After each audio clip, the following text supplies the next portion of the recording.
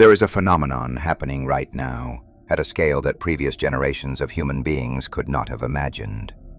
Millions of people are spending money they do not have, on things they do not need, to create an image they cannot sustain, for an audience that is not paying attention, to generate a feeling that lasts approximately 48 hours before requiring another purchase to reproduce it.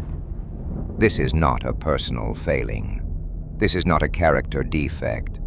This is not laziness or stupidity or the simple absence of self-control. This is a clinically recognizable addiction pattern, engineered, refined, and deliberately maintained by a system of extraordinary sophistication that profits from every cycle of the compulsion. The addiction of looking rich is the most expensive addiction most people will ever have. More expensive than gambling, more expensive than most substance dependencies, because it has no rock bottom that forces confrontation, no obvious physical deterioration that signals crisis, no intervention point where someone sits you down and explains what you are doing to yourself. It simply continues, quietly, socially rewarded, culturally encouraged, algorithmically amplified, draining the financial future of everyone it holds while telling them that what they are doing is success.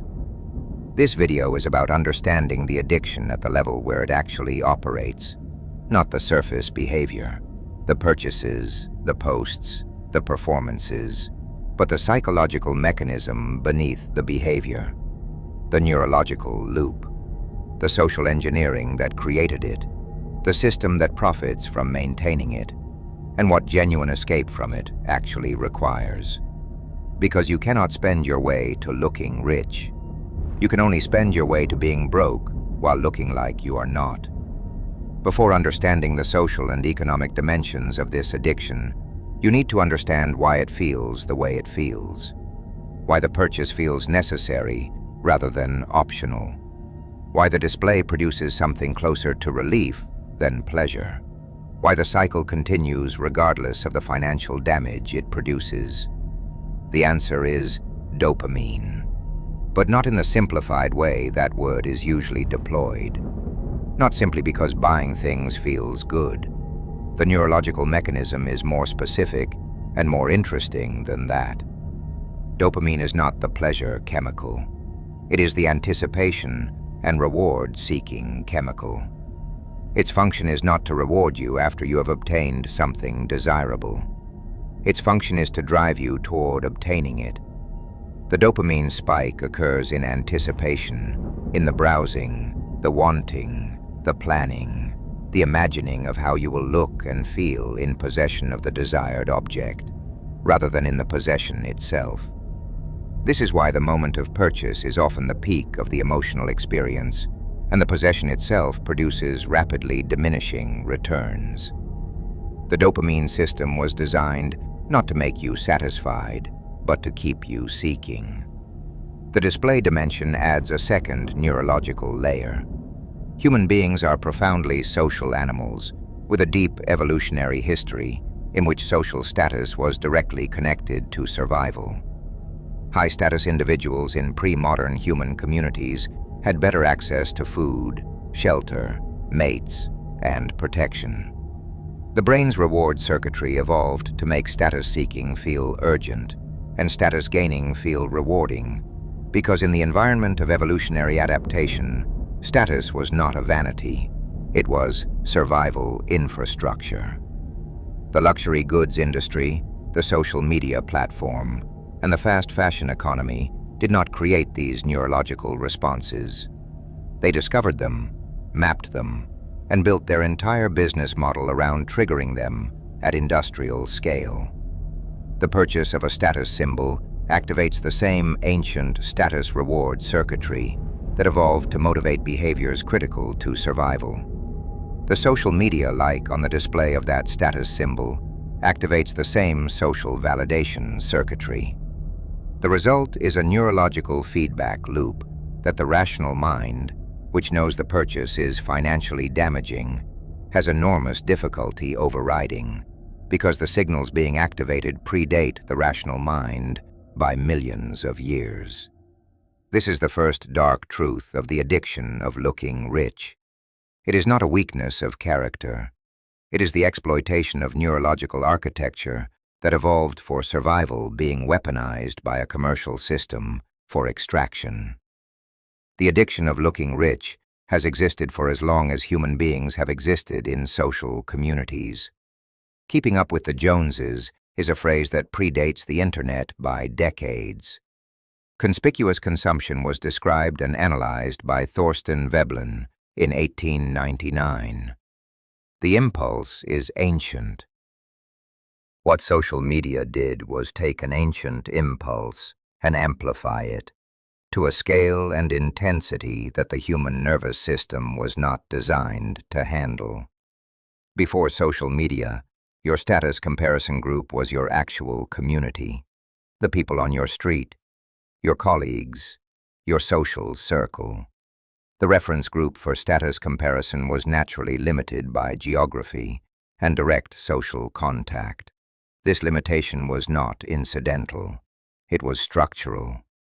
And it meant that the status competition, while real and psychologically significant, was bounded by the size of the actual social world a person inhabited. Social media eliminated that boundary entirely. Your status comparison group is now every aspirationally curated life of every person you follow, every promoted content account your algorithm surfaces, every highlight reel of every social peer whose life appears on your feed. The reference group expanded from perhaps 200 people in your direct social world to an effectively unlimited audience of the most aspirationally presented versions of an effectively unlimited number of human lives. The psychological impact of this is not linear. It is catastrophic. Because the human brain was not designed to process social comparison at this scale and has no calibration mechanism for distinguishing between the 200 genuinely comparable people it evolved to compare itself to, and the algorithmically selected, aspirationally filtered, professionally presented highlight reels of millions of others. The algorithm made this worse, deliberately, because the discovery that aspirational content, luxury displays, lifestyle showcasing, consumption performance, generated more engagement than ordinary content meant that more aspirational content was surfaced, which generated more status anxiety in viewers, which generated more consumption behavior to address the status anxiety, which generated more aspirational content displaying that consumption, which generated more status anxiety in a wider audience.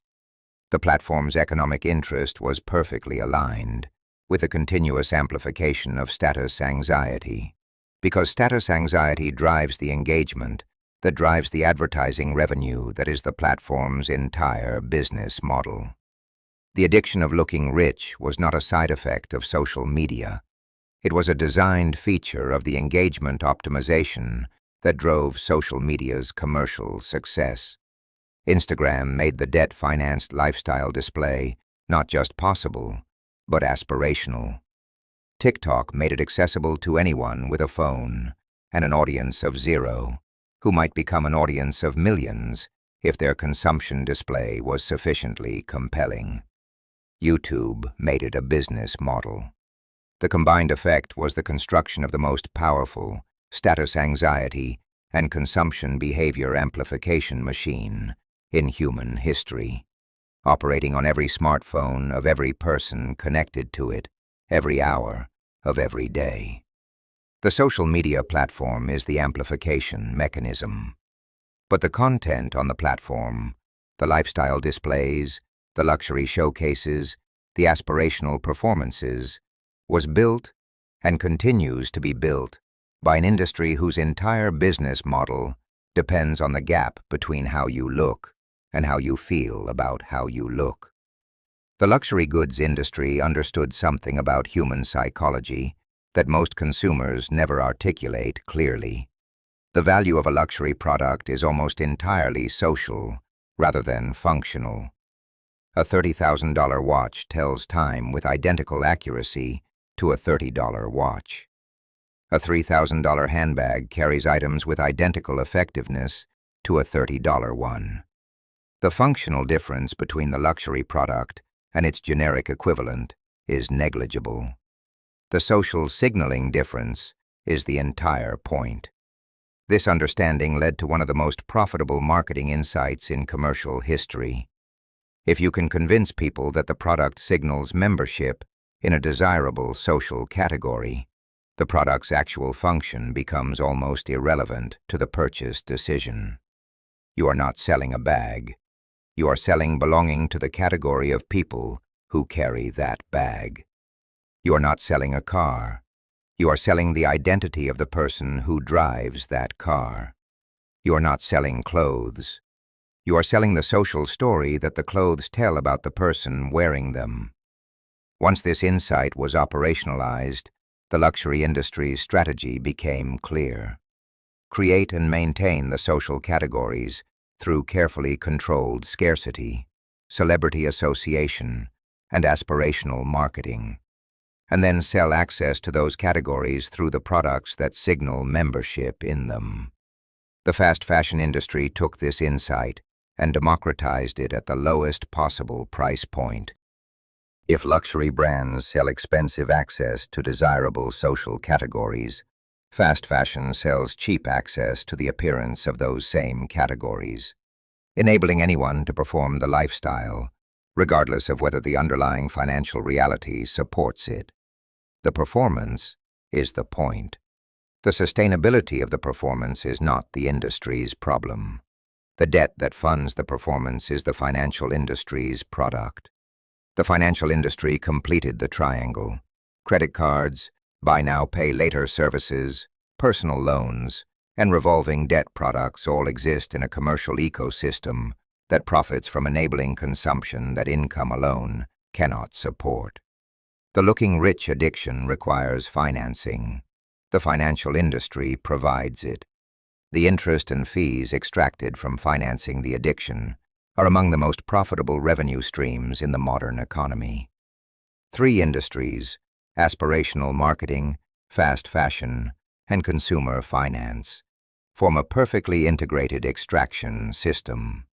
The aspiration creates the desire. The fashion makes the desire affordable enough to act on. The finance makes the action possible, regardless of the financial reality. And the addiction cycle continues, feeding all three industries simultaneously, while the person inside the cycle experiences it as personal choice and personal expression. Here is the financial reality that the performance is designed to conceal. The correlation between visible wealth display and actual wealth accumulation is not just weak. In many cases, it is negative. The people displaying the most visible markers of financial success are frequently the people with the least actual financial security. The people with the most actual financial security are frequently displaying the least. This is not a coincidence.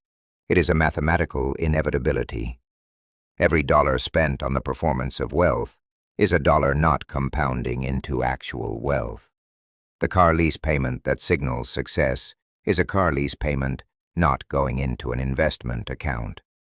The designer wardrobe that communicates affluence is a designer wardrobe not building equity. The restaurant displays that populate the social media feed are restaurant bills not becoming savings.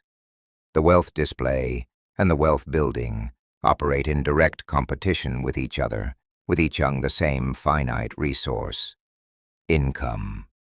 The more aggressively you compete in the display category, the less you have available to compete in the building category. And the building category is the only one that produces financial security.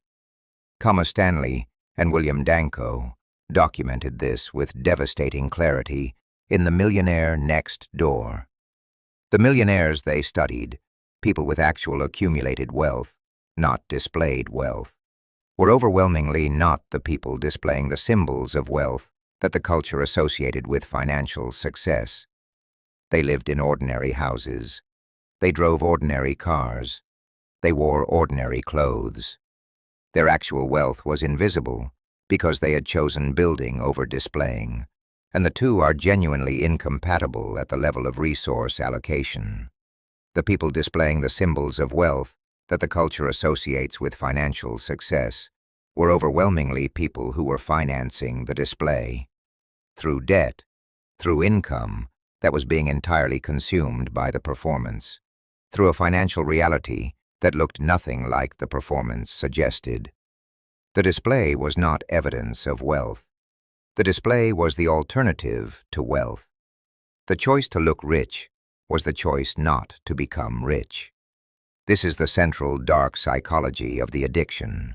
It presents itself as the pursuit of success while functioning as the most effective barrier to it. It feels like arriving while producing the conditions of permanent financial precarity. It looks like abundance while creating scarcity. The performance is not just economically inefficient, it is economically self-defeating.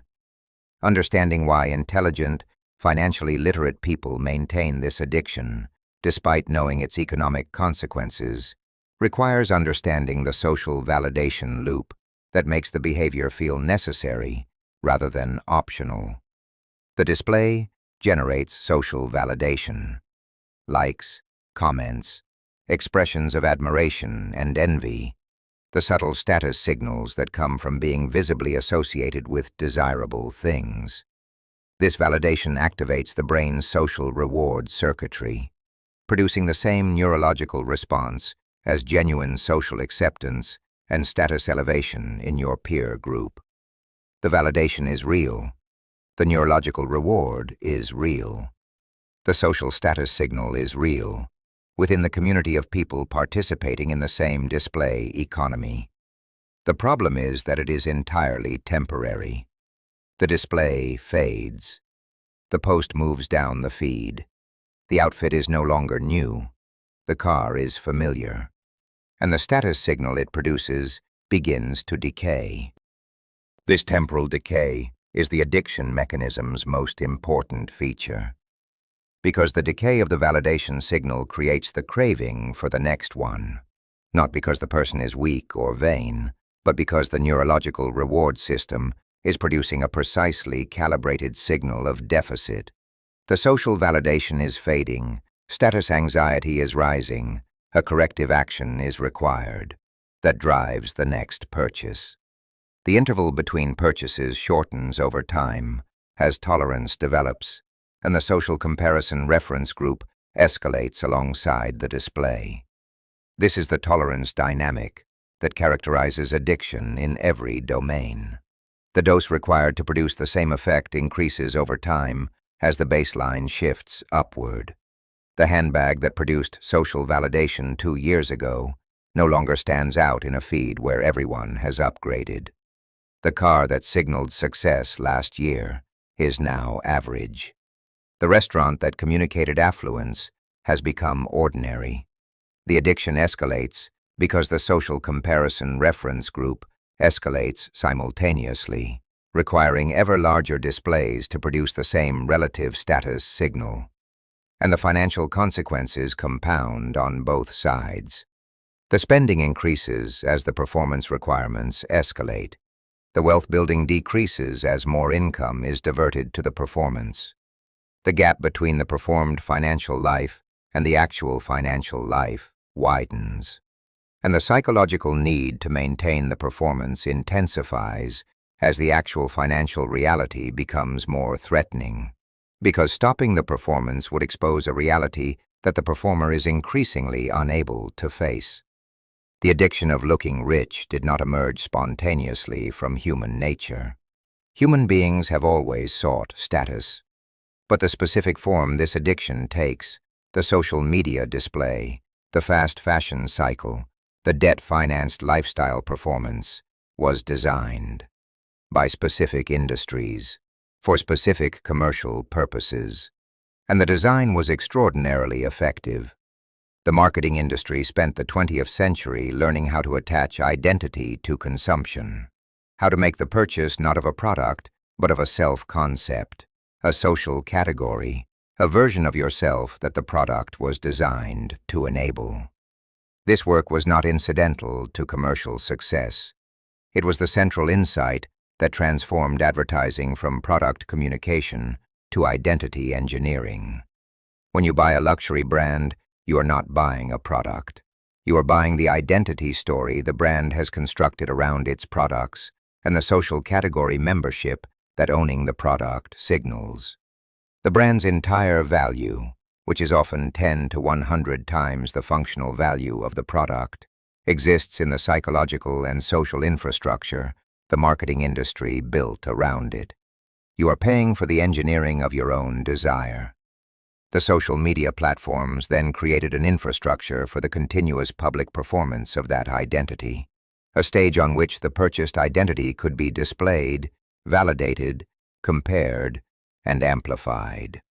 The platform's algorithm ensured that the most aspirational displays reached the widest audiences, maximizing the status anxiety that drove engagement, which drove advertising revenue, which funded the development of more sophisticated engagement algorithms. The consumer finance industry provided the mechanism for acting on the manufactured desire, regardless of actual financial means, ensuring that the gap between what people could afford and what the aspiration required never became a barrier to consumption. Credit makes the addiction accessible. Interest makes it profitable. The debt trap ensures its continuity. The system is complete, and it is working exactly as designed. The question is not whether you have been influenced by it. You have. Everyone has. The question is whether you understand the influence clearly enough to make genuinely free decisions about how you engage with it. The financial cost of the looking rich addiction is almost always underestimated because the most significant costs are opportunity costs rather than direct expenditures. They are the wealth not built rather than the money spent. And opportunity costs are psychologically invisible in a way that direct expenditures are not. When you spend $300 on a dinner that will be photographed and posted, you feel the $300 leaving. But you do not feel the $300 not compounding at an 8% annual return over 20 years. You do not feel the $1,600 that $300 would have become. The spent money is visible. The foregone growth is not. This invisibility is the financial trap's most powerful feature. Because human beings are extraordinarily poor at intuitively grasping compound growth over long periods, the numbers are too large and too distant to feel real, and extraordinarily good at immediately grasping the social reward of the display. The comparison is between a concrete, immediate social reward and an abstract, distant financial benefit. The immediate always wins against the abstract in the human decision-making apparatus, and the addiction is therefore maintained not through irrationality, but through the entirely rational prioritization of what the brain can actually feel over what it cannot. The true cost of $1,000 per month spent on the performance of wealth is not $12,000 per year. Over a 20-year working life at an 8% return, it is closer to $600,000 in foregone wealth. The performance did not cost $1,000 a month. It cost a retirement. It did not cost a car lease payment. It cost financial independence. The math is not complicated. The psychological experience of the cost is almost perfectly concealed by the immediacy of the reward. Escaping the addiction of looking rich requires understanding that willpower is insufficient against a neurological loop that has been engineered by some of the most sophisticated behavioral scientists, marketing professionals, and algorithm designers in human history. The escape requires redefining the social reference group, because the status anxiety that drives the display is relative rather than absolute. It is not about having things, but about having more than or equal to the people you are comparing yourself to. Changing who you compare yourself to changes the anxiety that drives the display. This is not simple, but it is the most structurally important change available. The person whose reference group is financially independent, rather than visibly affluent, competes in an entirely different game with entirely different metrics and entirely different financial consequences. The escape requires understanding what the display is actually communicating and to whom. The uncomfortable truth about the looking rich performance is that it is most visible to and most admired by people in the same addiction cycle who are not wealthy, and least visible to and least impressive to actually wealthy people who recognize the performance for what it is. You are performing for an audience that cannot give you what you are actually seeking, while spending in a way that prevents you from ever achieving it. The escape requires building a new identity infrastructure that does not depend on visible consumption for its expression. The looking rich addiction is an identity addiction. The display is the external expression of a self-concept that requires continuous external validation.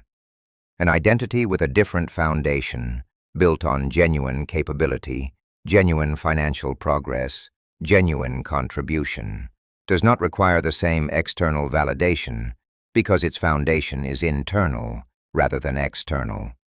The escape requires making the invisible costs visible, literally, calculating what the monthly performance budget would become over 10, 20, 30 years if redirected to investment. Writing the number down, making the opportunity cost as concrete and as emotionally real as the immediate social reward of the display.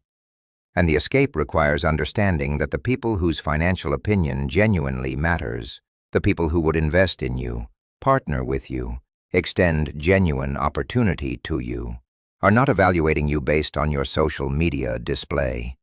They are evaluating you based on your actual financial intelligence, your actual capabilities, and the actual quality of your thinking.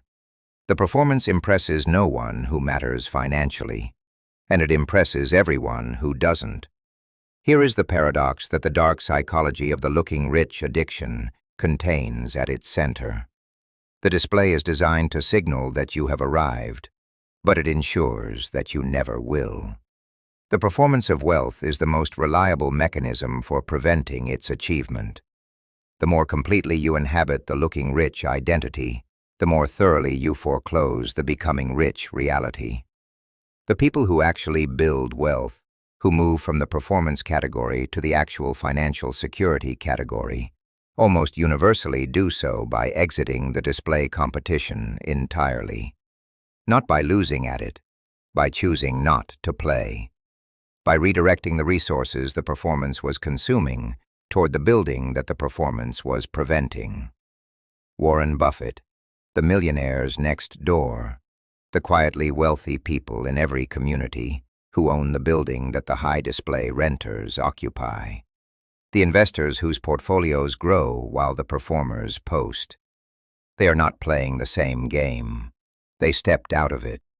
And in stepping out of it, they won a different one, the one with the actual prize.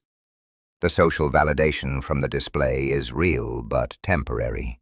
The financial security from the building is less immediately visible but permanent. The addiction offers you something that feels like arrival. The alternative offers you something that actually is.